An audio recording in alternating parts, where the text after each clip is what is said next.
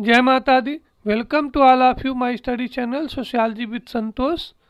MCQ series के इस 12वें video के अंतर्गत आज हम लोग बात करेंगे सामाजिक स्तरीकरण से जुड़े हुए कुछ महत्वपूर्ण प्रश्नों और उनके उत्तरों के बारे में।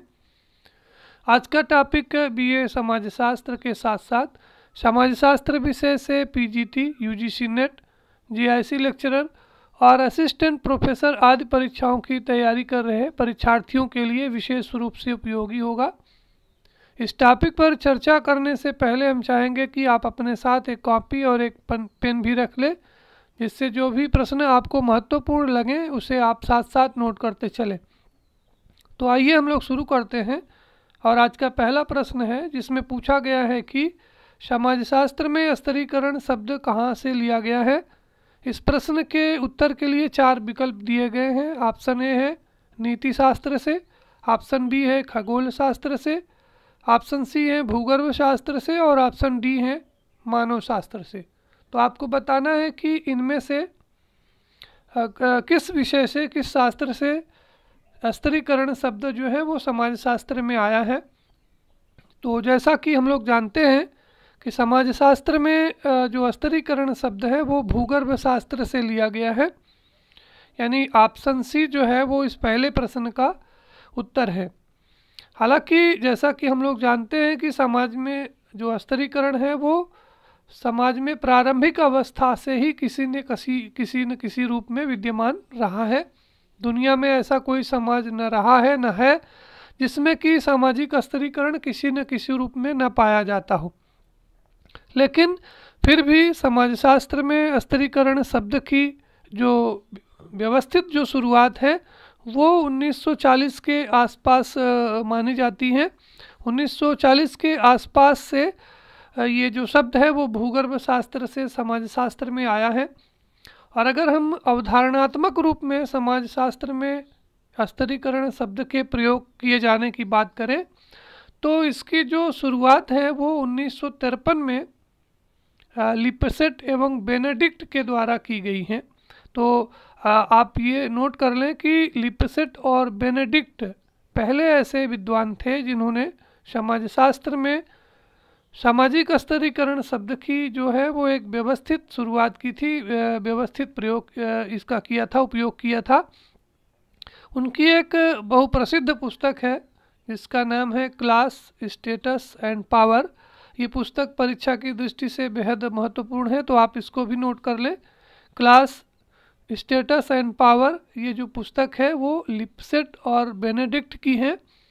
और ये पुस्तक जो है वो 1993 में प्रकाशित हुई थी, 1953 में प्रकाशित हुई थी। और इस पुस्तक में लिपसेट और बेनेडिक्ट महोदय ने सामाजिक स्तरीकरण के बारे में एक व्यवस्थित रूपरेखा प्रस्तुत की थी। और इस पुस्तक को सामाजिक स्तरीकरण की प्रथम पाठ्य पुस्तक भी माना जाता है। यानी ये जो क्लास, स्टेटस एंड पावर जो पुस्तक है, ये पुस्तक जो है वो सामाजिक स्तरीकरण की प्रथम पाठ्य पुस्तक है। और इस पुस्तक में लिपसेट और बेनेडिक्ट ने सामाजिक स्तरीकरण के बारे में विस्तार से उल्लेख करते हुए सामाजिक स्तरीकरण के 3 आधार जिनमें कि वर्ग, परिस्थिति और शक्ति को महत्वपूर्ण बताया था। तो इस तरह से इस पहले प्रश्न से आपको 2-3 जो हैं वो प्रश्न मिल गए होंगे। आशा है कि आप इसको नोट कर लिए होंगे और आप समझ भी गए होंगे।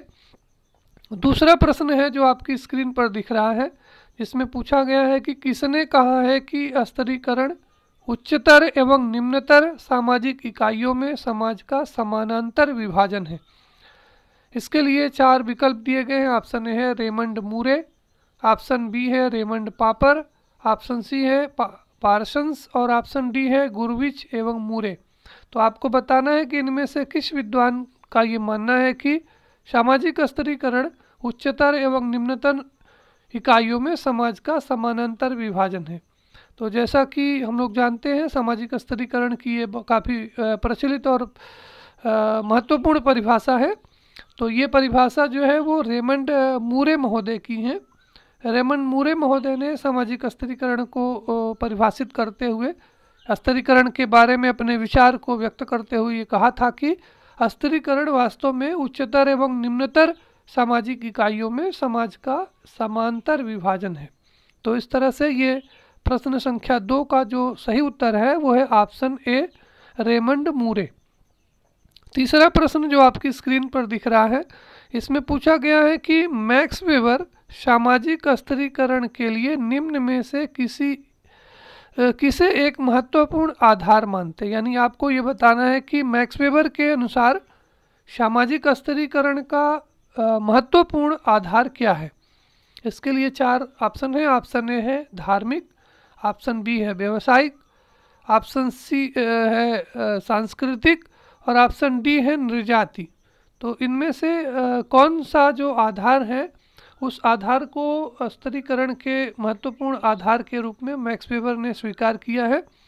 तो जैसा कि हम लोग जानते हैं कि जो मैक्स वेबर और जो सोरोकिन जो हैं, उन्होंने जो सामाजिक स्तरीकरण के बारे में जो अपने विचार व्यक्त किए हैं, उनका जो विचार है जो कि बहुपक्षी या बहुस्तरीय या त्रिस्तरीय मॉडल के नाम से भी विख्यात है, प्रसिद्ध है, जिसमें कि मैक्स वेबर ने आर्थिक, राजनीतिक और व्यावसायिक ये 3 जो हैं वो इन 3 तथ्यों को, 3 आधारों को सामाजिक स्तरीकरण का महत्वपूर्ण या विशेष आधार माना है।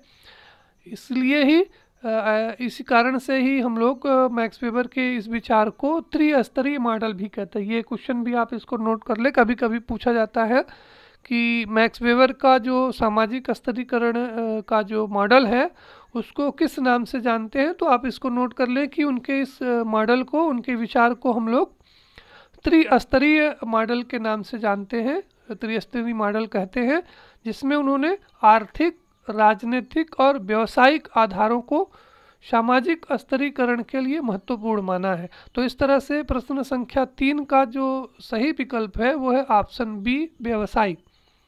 व्यवसायिक के साथ साथ आर्थिक और राजनीतिक आधारों को मैक्स वेबर ने सामाजिक स्तरीकरण के लिए महत्वपूर्ण माना था। तो ये तीसरा क्वेश्चन जो है वो इसका जो सही उत्तर है वो ऑप्शन बी है। प्रश्न संख्या 4 है, जिसमें पूछा गया है कि एक ही प्रकार के व्यवसाय में लोगों का स्तरीकृत होना किस प्रकार का स्तरीकरण कहलाता है। ऑप्शन ए है सामाजिक स्तरीकरण, सामाजिक सांस्कृतिक स्तरीकरण, ऑप्शन बी है विभेदीकृत स्तरीकरण, ऑप्शन सी है अंतः व्यावसायिक स्तरीकरण और ऑप्शन डी है अंतर व्यावसायिक स्तरीकरण। तो आपको ये बताना है कि एक ही प्रकार के व्यवसाय में लोगों का स्तरीकृत होना किस प्रकार के स्तरीकरण के अंतर्गत आता है। तो हमें आशा है कि आप इस प्रश्न का उत्तर आप पहले समझ चुके होंगे, कि आपको गेस कर चुके होंगे कि इस प्रश्न का सही उत्तर क्या है, सही ऑप्शन क्या है। अगर नहीं कर चुके हैं तो हम आपको बताते हैं कि इस चौथे प्रश्न का जो सही उत्तर है वो है ऑप्शन सी, अंतः व्यावसायिक स्तरीकरण।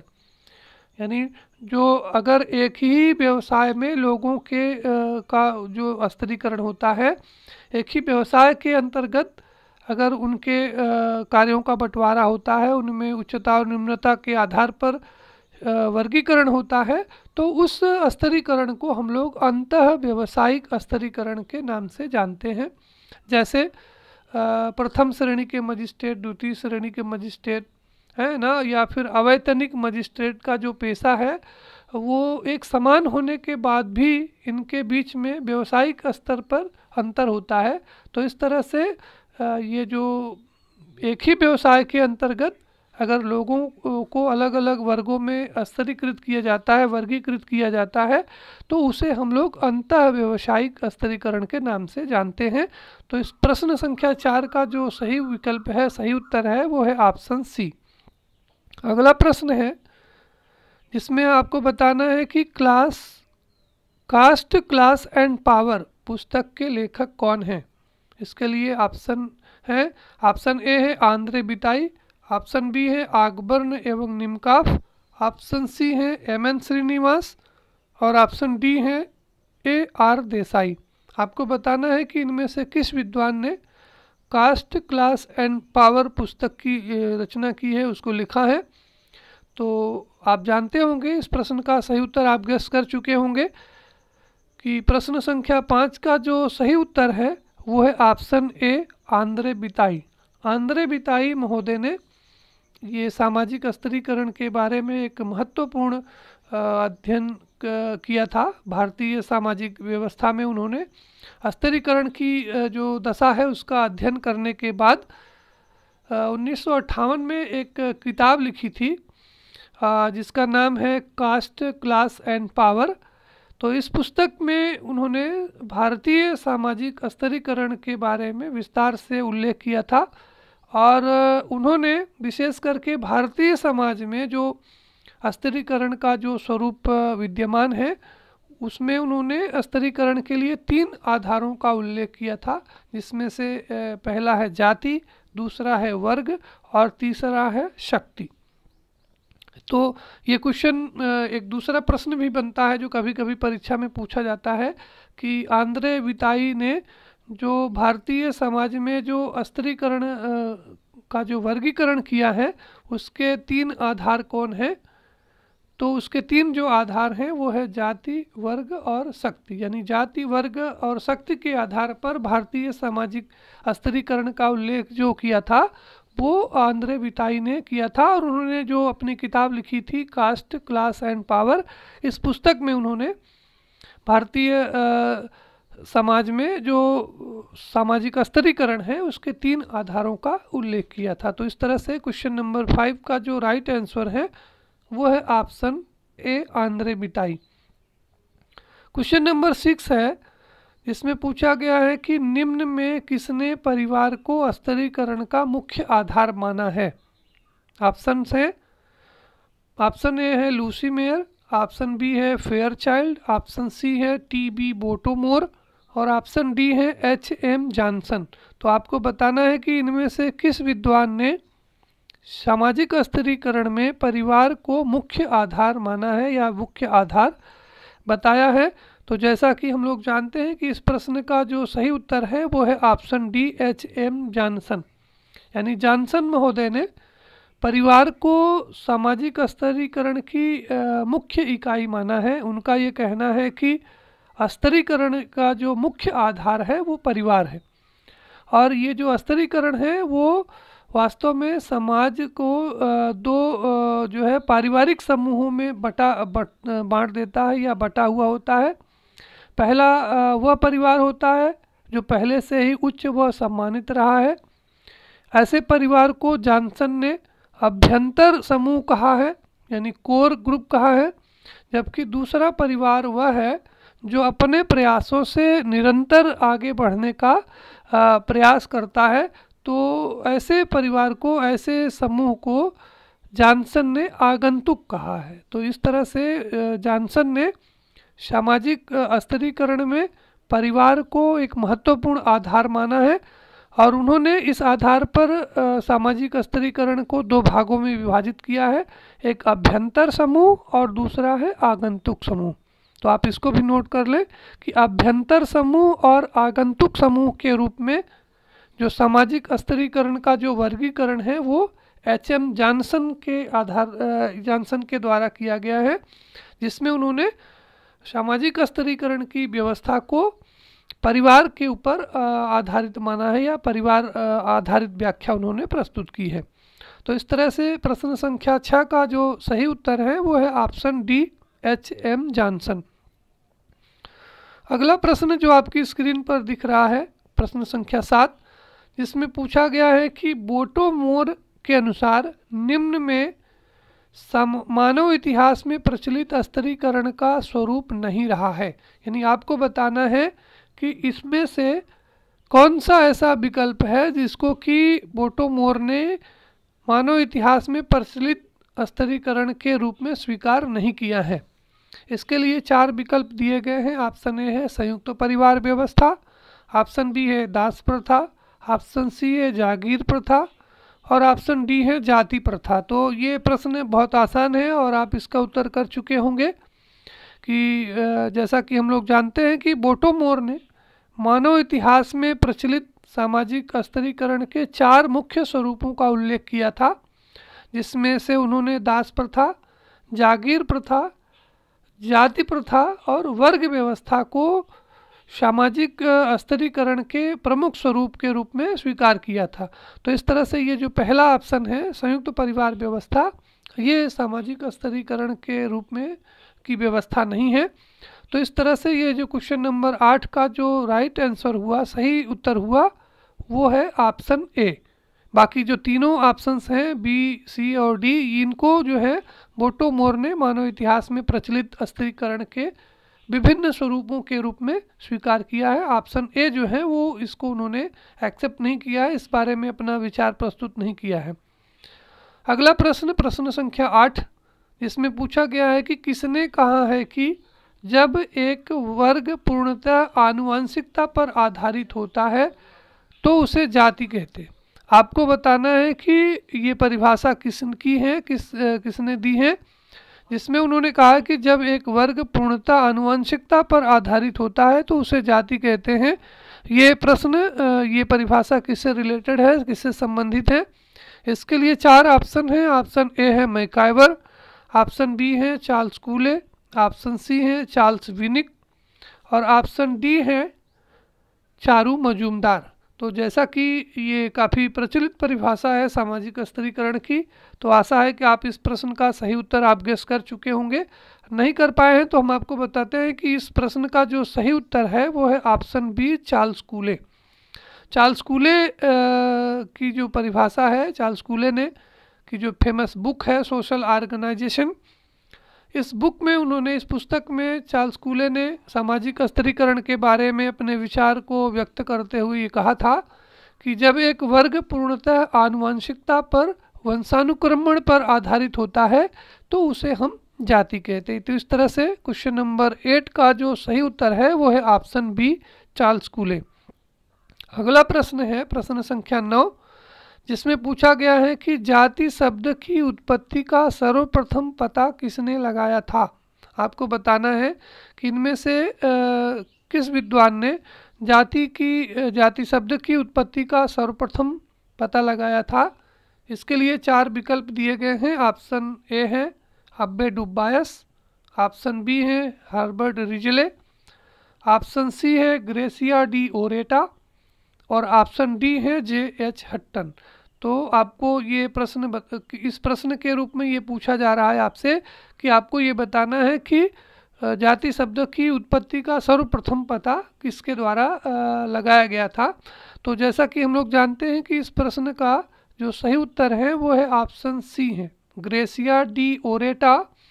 पहले ऐसे विद्वान थे जिन्होंने जाति शब्द की उत्पत्ति का प्रयोग किया था 1665 ईस्वी में।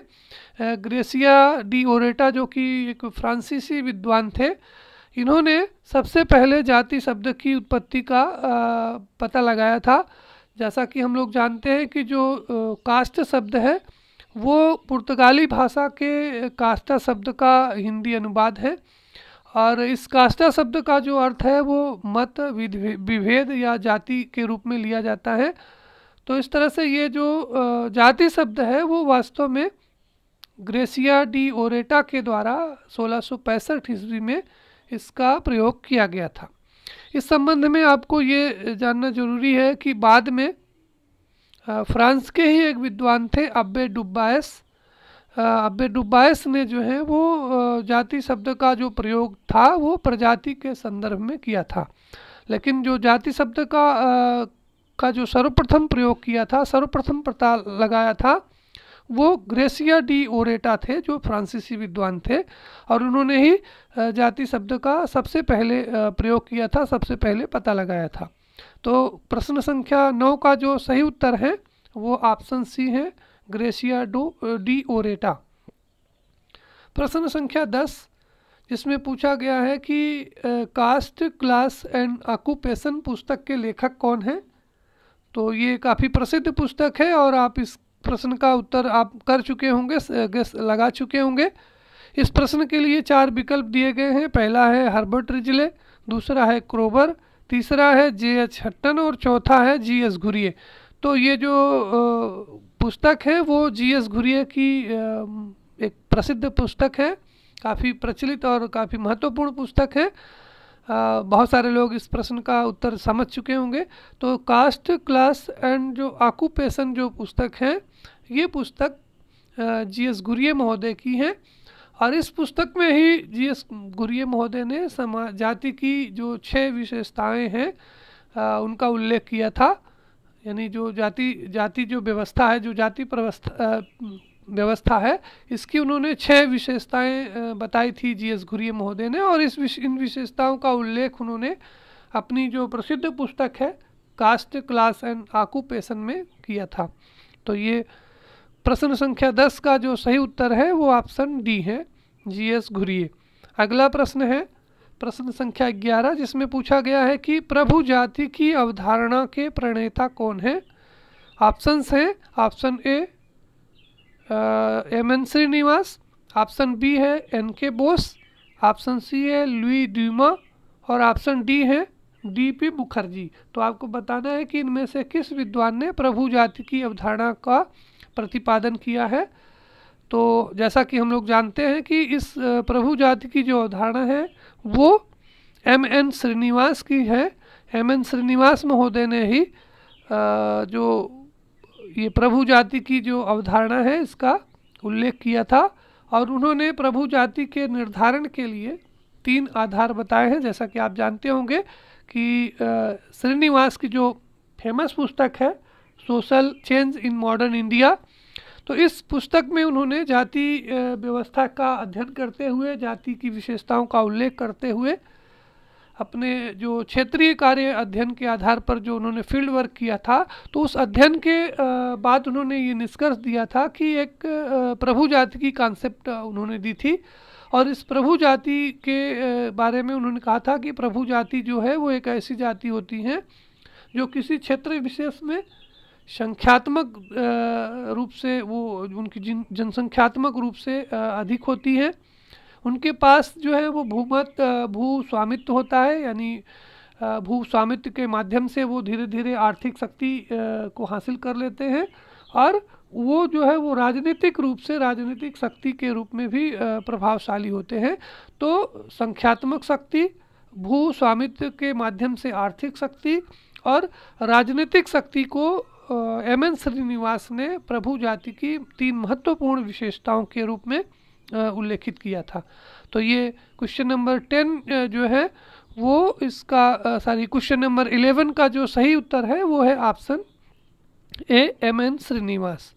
12वां प्रश्न है जिसमें पूछा गया है कि लुई ड्यूमा के अनुसार निम्न में कौन जाति व्यवस्था का मुख्य गुण या विशेषता के रूप में शामिल नहीं है। यानी आपको बताना है कि जो लुई ड्यूमा ने जो जाति व्यवस्था की या जाति की जो मुख्य विशेषताएं बताई हैं उनमें से कौन सी विशेषता इसमें सम्मिलित नहीं है। इस प्रश्न के लिए 4 विकल्प दिए गए हैं। पहला है सोपान क्रम, दूसरा है सामाजिक दूरी, तीसरा है श्रम विभाजन और चौथा है सामुदायिक भावना। तो इस प्रश्न का जो सही उत्तर है वो है ऑप्शन डी, सामुदायिक भावना। सामुदायिक भावना, हालांकि जो जाति होती है उसमें कुछ मात्रा में हम की भावना पाई जाती है, लेकिन लुई ड्यूमा ने, जो कि फ्रांसीसी विद्वान थे, उन्होंने जाति व्यवस्था के ऊपर काफ़ी अध्ययन किया है। और जिनकी जो प्रसिद्ध बुक जो होमो हायरार्किस है, तो ये इस पुस्तक में उन्होंने लुई ड्यूमा ने जाति के मुख्य रूप से 3 गुणों पर विशेष रूप से बल दिया था, जिसमें से पहला है सोपान क्रम, दूसरा है सामाजिक दूरी और तीसरा है श्रम विभाजन। यानी लुई ड्यूमा के अनुसार जो जाति के जो 3 प्रमुख तत्व हैं, 3 जो प्रमुख विशेषताएं हैं, वो सोपान क्रम, सामाजिक दूरी और श्रम विभाजन है। इसमें उन्होंने सामुदायिक भावना को सम्मिलित नहीं किया है। तो इस तरह से ये क्वेश्चन नंबर 12वें का जो सही उत्तर है वो है ऑप्शन डी, सामुदायिक भावना।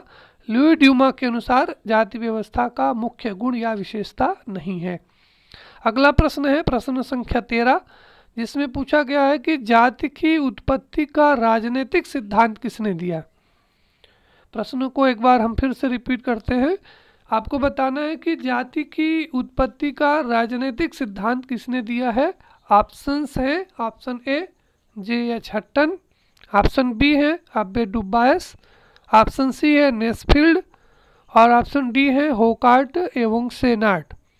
तो अगर आप जाति व्यवस्था पढ़े होंगे तो जाति व्यवस्था की उत्पत्ति का जो राजनीतिक सिद्धांत है वो फ्रांसीसी विद्वान अब्बे डुबायस के द्वारा दिया गया है। अब्बे डुबायस महोदय ने जाति व्यवस्था के लिए ब्राह्मणों को जिम्मेदार बताया है। उनका ये कहना है कि जाति प्रणाली जो है वो ब्राह्मणों ने अपनी सत्ता को चिरस्थायी बनाने के लिए, लंबे समय तक बनाए रखने के लिए, अपने को दूसरों से उच्च सिद्ध करने के उद्देश्य से ये जाति व्यवस्था बनाई थी और जिसके अंतर्गत ही उन्होंने ऊंच नीच की जो योजना बनाई थी और उस योजना में उन्होंने ब्राह्मणों ने अपना स्थान सबसे ऊपर रखा था। हालांकि जो G.S. घुरिये महोदय हैं वो भी इस सिद्धांत का समर्थन करते हैं, यानी G.S. घुरिये महोदय भी ब्राह्मणों की ये जो योजना है या अब्बे डुबायस का जो मत है उसका वो समर्थन करते हैं। तो ये जाति व्यवस्था की उत्पत्ति का जो राजनीतिक सिद्धांत है वो अब्बे डुबायस से संबंधित है। तो इस तरह से प्रश्न संख्या 13 का जो सही उत्तर हुआ वो हुआ ऑप्शन बी। प्रश्न संख्या 14 जिसमें पूछा गया है कि निम्न में किसने स्त्रीकरण को आवश्यक बताया है। ऑप्शन ए है माइकल यंग, ऑप्शन बी है पार्सन्स, ऑप्शन सी है किंग्सले डेविस और विल्बर्ट मूर और ऑप्शन डी है मैक्स वेबर। यानी इस प्रश्न को दूसरे तरीके से भी पूछा जा सकता है कि इनमें से किस विद्वान ने जाति की सामाजिक स्त्रीकरण को प्रकार्यात्मक व्याख्या की थी, सामाजिक स्त्रीकरण को एक आवश्यक तत्व के रूप में स्वीकार किया था। तो इस प्रश्न का जो सही उत्तर है वो है ऑप्शन सी किंग्सले डेविस और विल्बर्ट मूर। यानी किंग्सले डेविस और विल्बर्ट मूर ने सामाजिक स्त्रीकरण का प्रकार्यवादी सिद्धांत प्रस्तुत किया था और उनका ये मत है, उनका ये मानना है कि कोई भी समाज वास्तव में वर्ग विहीन नहीं है, सभी समाजों में सामाजिक स्त्रीकरण किसी न किसी रूप में पाया जाता है। किंग्सले डेविस और विल्बर्ट मूर का ये मानना है कि समाजों में स्त्रीकरण इसलिए पाया जाता है क्योंकि प्रत्येक समाज ये महसूस करता है कि सामाजिक संरचना में प्रत्येक व्यक्ति को कोई न कोई निश्चित स्थान दिया जाना चाहिए, प्रदान किया जाना चाहिए, जिससे कि समाज जो है वो व्यक्ति अपनी योग्यता क्षमता के अनुसार कार्य करता रहे और समाज की व्यवस्था बनी रहे। तो इस तरह से जो है वो इस प्रश्न का जो सही उत्तर हुआ वो हुआ किंग्सले डेविस और विल्बर्ट मूर, यानी ऑप्शन सी जो है वो प्रश्न संख्या 14 का सही उत्तर है। अगला प्रश्न है जिसमें पूछा गया है कि द राइज ऑफ मेरिटोक्रेसी, ये पुस्तक जो है काफ़ी प्रसिद्ध पुस्तक है। द राइज ऑफ मेरिटोक्रेसी पुस्तक के लेखक कौन है। इसके लिए 4 विकल्प दिए गए हैं। ऑप्शन ए है माइकल यंग, ऑप्शन बी है बोगार्डस, ऑप्शन सी है किंग्सले डेविस और ऑप्शन डी है सी राइट मिल्स।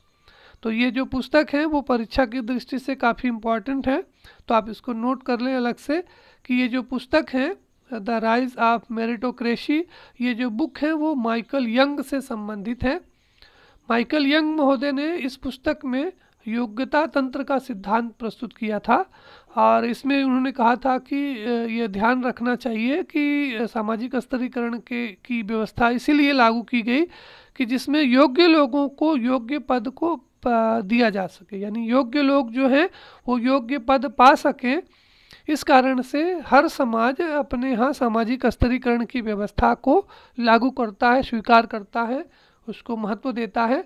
तो इस तरह से ये जो पुस्तक है वो पुस्तक जो है वो माइकल यंग से संबंधित है और इस पुस्तक के माध्यम से ही माइकल यंग ने योग्यता तंत्र का, सामाजिक स्तरीकरण का के बारे में योग्यता तंत्र का सिद्धांत प्रस्तुत किया था। तो आप इसको भी नोट कर लें।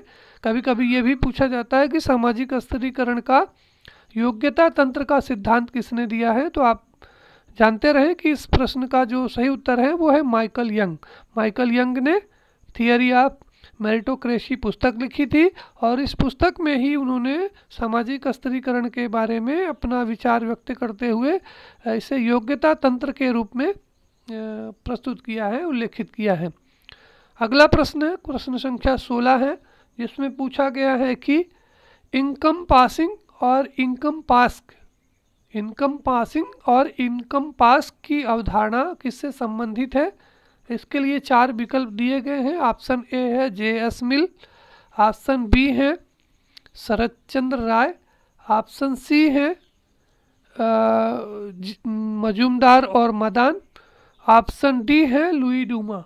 तो आपको ये बताना है कि ये जो कॉन्सेप्ट है इनकम पासिंग और इनकम पास, ये अवधारणा, ये कॉन्सेप्ट किससे रिलेटेड है, किससे संबंधित है। तो जैसा कि हम लोग जानते हैं कि ये जो अवधारणा है वो ल्यूई डूमा के द्वारा प्रस्तुत की गई थी। वास्तव में ल्यूई डूमा ने जातिगत सोपानक्रम का वर्णन करते हुए ये अवधारणा प्रस्तुत की थी, जिसमें उन्होंने कहा था कि प्रत्येक जाति में उससे नीचे की जाति निहित होती है और उससे ऊपर की जाति जिसमें वह निहित होता है। यानी इस तरह से एक सामाजिक स्तरीकरण की व्यवस्था होती है कि जिसमें एक जो व्यक्ति है उससे एक जाति उसकी नीची होती है और वो खुद जो है वो जिस जाति में होता है और उसके ऊपर भी एक जाति होती है। तो इस तरह से इनकम पासिंग और इनकम पास की जो कॉन्सेप्ट है वो अवधारणा ल्यूई डूमा से रिलेटेड है, उनसे संबंधित है। तो प्रश्न संख्या 16 का जो सही उत्तर है वो ऑप्शन डी है, ल्यूई डूमा। अगला प्रश्न है जिसमें पूछा गया है कि गुट समाज की अवधारणा के जन्मदाता किसे कहा जाता है। ऑप्शन ए है ऑस्कर लेविस, ऑप्शन बी है आंद्रे बिटाई, ऑप्शन सी है रॉबर्ट रेडफील्ड और ऑप्शन डी है ल्यूई डूमा। आपको बताना है कि इनमें से किस विद्वान के द्वारा गुट समाज की अवधारणा दी गई है। तो प्रश्न संख्या 17 का जो सही उत्तर है वो है ऑप्शन ए ऑस्कर लेविस। यानी ऑस्कर लेविस महोदय ने भारत में जो अपना जो ग्रामीण अध्ययन किया था, भारत में उन्होंने जो रामपुरा गांव का अध्ययन किया था, तो रामपुरा गांव के अध्ययन के दौरान उन्होंने गुटों के अध्ययन के लिए जो गत्यात्मकता का उल्लेख किया था और उसी आधार पर उनकी जो अवधारणा थी गुट समाज की अवधारणा उन्होंने दी थी। और उनका ये मानना था कि गुटों का जो मूल आधार है वो नातेदारी संधि है, यानी वे पारस्परिक और सहयोग और सहायता के लिए एक दूसरे समूह के लोग जो हैं वो गुट का निर्माण करते हैं और एक दूसरे की सहायता करते हैं, समर्थन करते हैं, सहयोग करते हैं। तो इस आधार पर उन्होंने रामपुरा गांव के अध्ययन के दौरान उन्होंने गुट समाज की अवधारणा का प्रयोग किया था। तो प्रश्न संख्या 17 का जो सही उत्तर है वो है ऑप्शन ए ऑस्कर लेविस। 18वां सवाल जो काफ़ी महत्वपूर्ण सवाल है, जिसमें पूछा गया है कि भोजन, विवाह एवं सामाजिक सहवास से संबंधित निषेधों के आधार पर जाति प्रणाली की उत्पत्ति को स्पष्ट करने का प्रयास किसके द्वारा किया गया है। ऑप्शन ए है J.H. हट्टन, ऑप्शन बी है दहलमन, ऑप्शन सी है सेनार्ट और ऑप्शन डी है मैकियम मेरिट। तो आपको बताना है कि इनमें से किस विद्वान ने भोजन, विवाह और सामाजिक सहवास से संबंधित निषेधों के आधार पर जाति व्यवस्था की उत्पत्ति की व्याख्या प्रस्तुत की है। तो इस प्रश्न का जो सही उत्तर है वो है ऑप्शन सी सेनार्ट। यानी सेनार्ट और जो होकार्ट जो महोदय हैं जिन्होंने की जाति की उत्पत्ति का धार्मिक सिद्धांत प्रस्तुत किया है, तो उनमें से जो सेनार्ट महोदय हैं उन्होंने जाति व्यवस्था की उत्पत्ति के लिए भोजन, विवाह और सामाजिक सहवास से संबंधित अनेक निषेधों के आधार पर जाति प्रणाली की उत्पत्ति को समझाने का प्रयास किया है। सेनार्ट का ये मानना है कि पारिवारिक पूजा और कुल देवता में भिन्नता, भोजन संबंधी प्रतिबंध, यानी ये कुछ ऐसी चीज़ें हैं जो धीरे धीरे जो है वो एक ही देवी देवता का पूजा करने वाले, उसमें विश्वास करने वाले व्यक्ति जो हैं वो आपस में अपने को एक ही पूर्वज का संतान मानने लगते हैं, एक ही प्रकार की देवताओं को एक विशेष प्रकार का भोग या भोजन चढ़ाते थे और इन भिन्नताओं को मानने के कारण स्वाभाविक रूप से वो स्वयं को दूसरे लोगों से अलग मानते थे, यानी जो जिनके देवता एक दूसरे से अलग होते थे वो एक दूसरे से भिन्न भिन्न समूहों का सदस्य मानते थे, उनसे दूरी बना करके रखते थे। तो इस तरह से सेनाट महोदय ने भोजन, विवाह और सामाजिक सहवास से संबंधित निषेधों के आधार पर जाति व्यवस्था की उत्पत्ति को समझाने का प्रयास किया है। तो प्रश्न संख्या 18 का जो सही उत्तर है वो है ऑप्शन सी, सेनाट। क्वेश्चन नंबर 19 जिसमें पूछा गया है कि निम्न में कौन वर्ग की विशेषता नहीं है। आपको बताना है कि इनमें से कौन सी विशेषता वर्ग की विशेषता नहीं है। ऑप्शन है, ऑप्शन ए है जन्मजात सदस्यता, ऑप्शन बी है समान परिस्थिति, ऑप्शन सी है ऊंच नीच की भावना और ऑप्शन डी है वर्ग चेतना।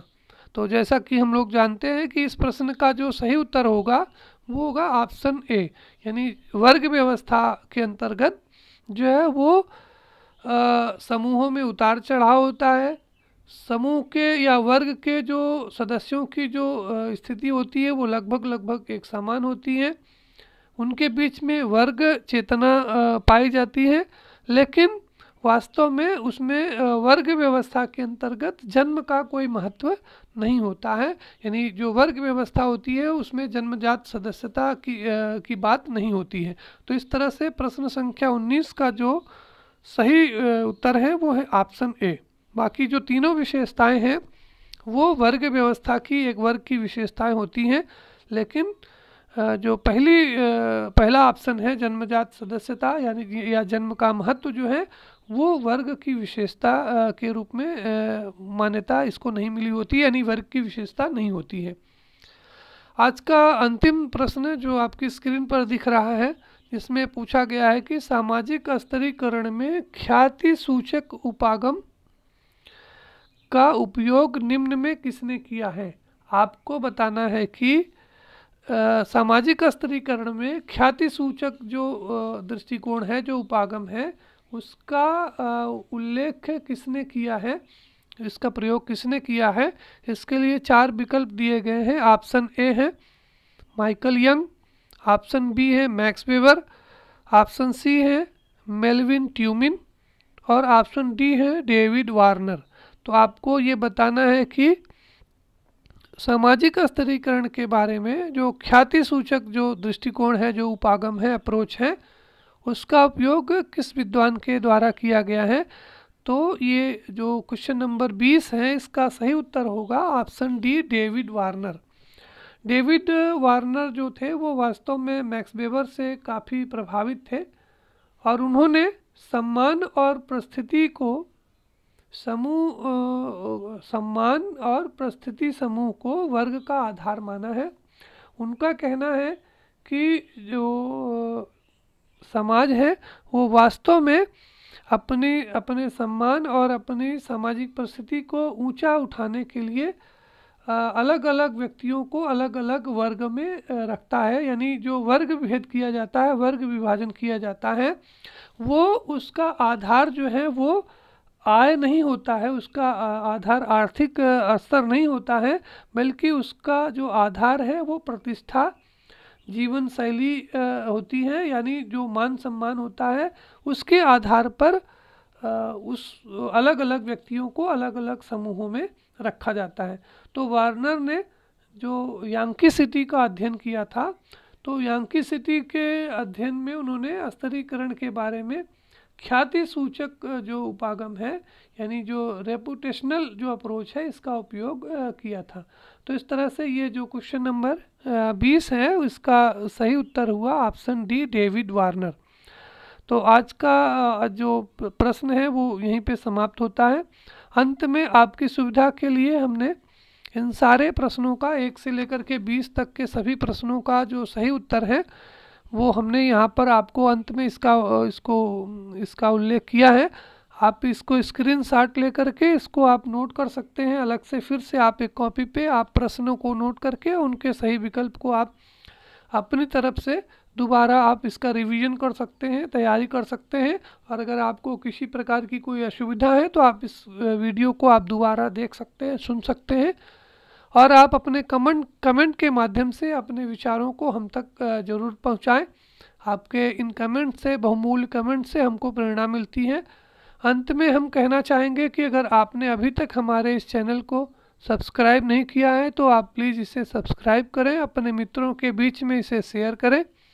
साथ ही जो बेल वाला जो आइकन है उसको टच करना ना भूलें, जिससे कि जो मेरे आगे के जो वीडियो हैं वो आपके पास कंटिन्यू लगातार आप तक पहुंचते रहें।